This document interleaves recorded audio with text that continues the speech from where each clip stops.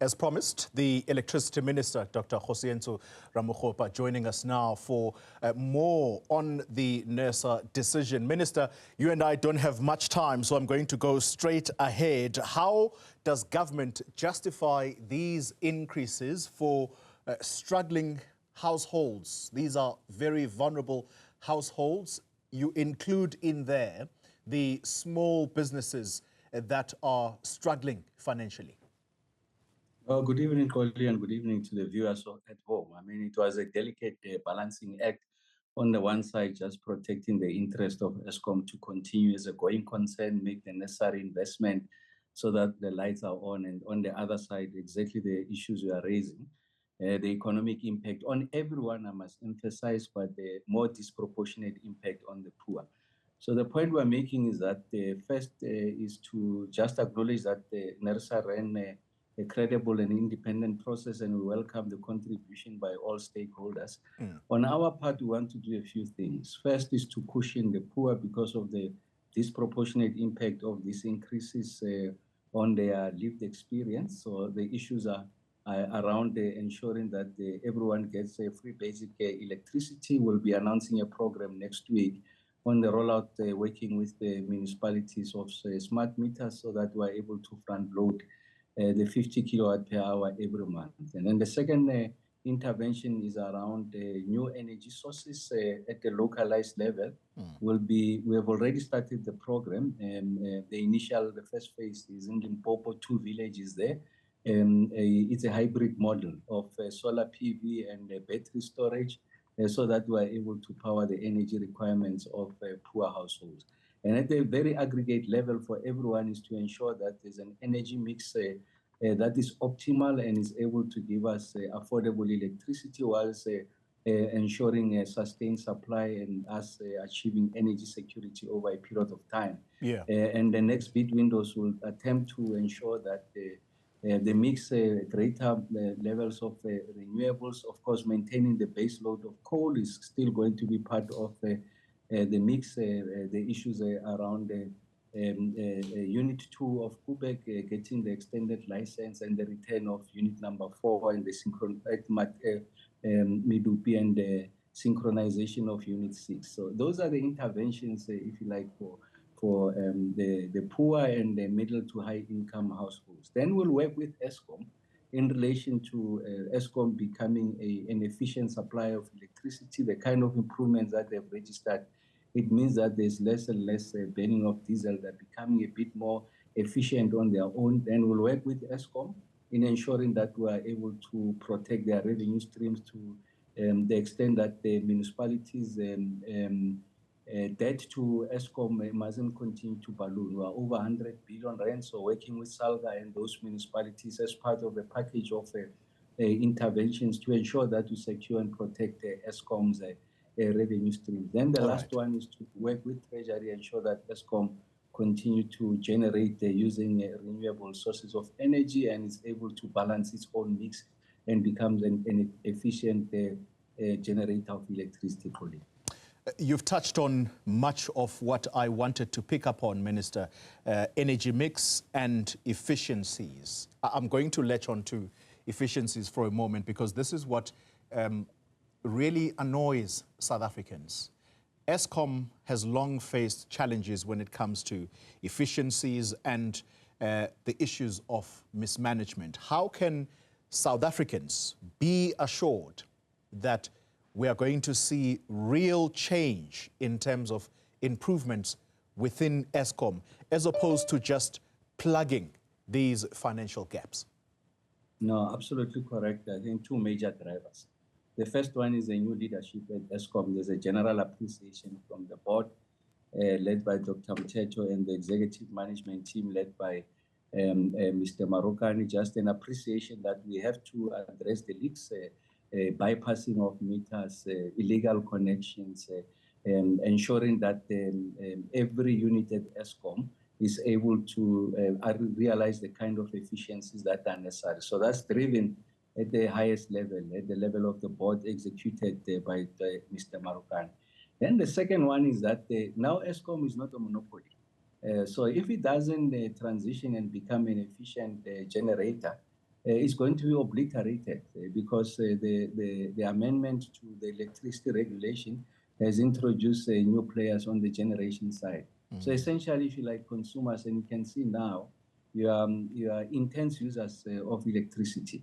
Your industries, manufacturing plants are looking at other sources of generation outside Eskom. So if Eskom continues on a path that is unsustainable from a tariff point of view, people are going to find alternatives, and in the long run, it's going to erode the financial sustainability of Eskom. So that's what the competition does. Competition drives issues of efficiency. Competition drives the issues of ensuring that you are able to account for every investment that you are making, and you are able to get the kind of returns that are necessary. And in the course of doing that, we'll continue to work with Eskom and support Eskom.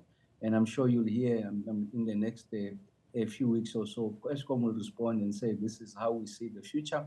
And part of our shareholder compact, as you know, we're revising it, is to ensure that those are embedded in the key performance areas of Eskom. Something we have canvassed with them is an existential problem. So if they don't transition, get to be an efficient generator, then there are other sources. So you are not beholden to them, even yourself. Of course, they are going to be a backstop. They are going to remain a default supplier for middle to low income households. And that's why Eskom's interests have to be protected, because it's a supplier of last resort. When all else fails, everyone is going to go back to the grid and that hope that Eskom will supply. So Eskom must continue to make its case and ensure that it becomes an efficient generator. And I'm confident that Dr. Mteto and the competent board, Mr. Marukani, and the committed and experienced leadership are the right people to be able to drive us into this new era of Eskom 2.0.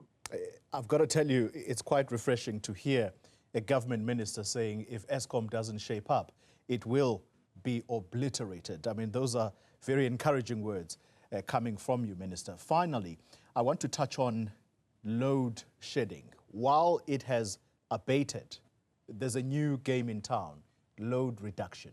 And those that are affected by this, they hate it. That you will know, Minister. I think I don't have to explain it to you. You saw it yourself at some point. What is the ministry doing to address this issue to ensure a more reliable and consistent power supply for residents? Kgoli, you are on point, my brother. I mean, a lot of households are not able to watch this interview because they are of load reduction. So whether you call it load shedding or load reduction, the experience is the same. You can call it by any name. Coincidentally, one of the discussion points at the Lekgotla was us making a submission on the interventions that we are making. So I'm not talking about an idea into the future. So there are interventions that we're already making. So I did make the point about the first phase of a hybridized generation solution in Musina, battery and solar. We're able to ensure that we address that situation. We're going to working with the Eskom and the affected municipalities. We have already identified them.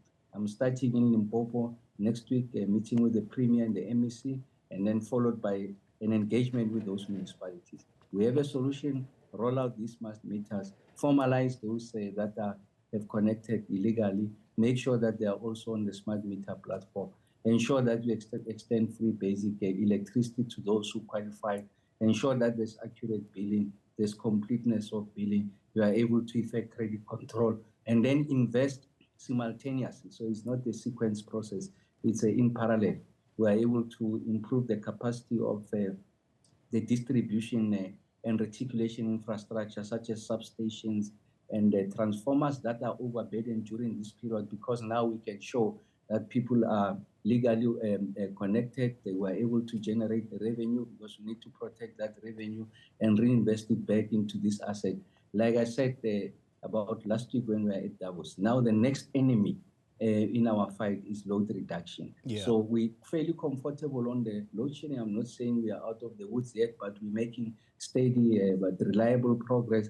Now the next phase is load reduction. And with load reduction, we'll also address the issues of affordability. So those are the twin challenges that we are confronting. I'll announce a more progressive, or if you like, comprehensive roadmap on how we're going to do it. We'll do it municipality by municipality, suburb by suburb, village by village, street by street. We'll be announcing that. So we will have already mapped the entire country. So we need the municipalities to opt in. Of course, I mean, the nature and the scale of this investment, not everyone is going to see the results immediately. It's only the first phase, and then as I announced, as we roll it out. So you might find that the entire process might take us anything between 6 to 8 months, but I'll be giving regular updates to the country. I'll tell you that this week we are in this village, and these are the number of people that we have connected. So we're going to get it right. I'm more than confident. Of course, we rely on the cooperation of communities that are affected to ensure that we resolve this. We are going to address the challenge of energy poverty. By that I mean the generation capacity is there, but there's load reduction. The generation capacity is there, even if you are not load reduced, but you don't have the money. You can only buy units that can last you until the 15th, the 20th of each month. For 10 days, you don't have electricity. That's the intervention that we'll be making from an affordability point of view, colleague. Electricity Minister Dr Kgosientsho Ramokgopa, thank you very much for your time.